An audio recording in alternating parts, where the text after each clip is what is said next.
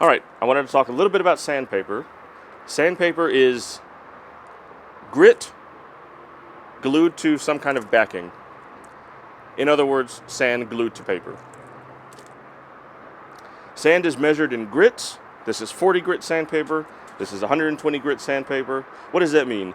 For every square inch, there is 120 granules, 120 pieces of grit, 120 pieces of sand per square inch for the surface of the sandpaper.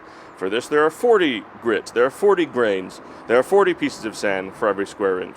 And that's literally what all that means. These are composed of either silica carbide or aluminum oxide. There's lots of different kinds of sandpaper materials. But how do they work? How does this work?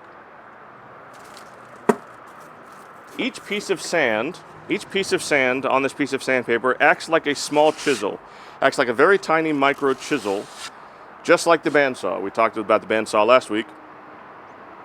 Just like the bandsaw, each particular grain of sand on this piece of sandpaper acts like a very tiny micro chisel. That piece of sand acts like a very tiny micro chisel and carves away material by deforming the material. By localizing pressure in a very tiny area for each piece of sand, I'm able to scrape away pieces of material by deforming the material. Because I'm localizing pressure in such a very tiny area, I'm able to overcome the material's shear strength. And by overcoming the material's shear strength, I'm able to deform the material and have it break. And that's what all these little pieces of dust are.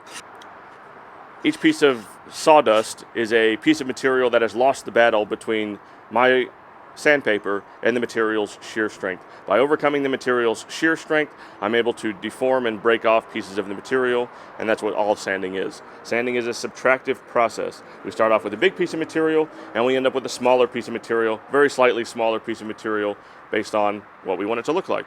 And that's all sanding is. Okay, great, awesome.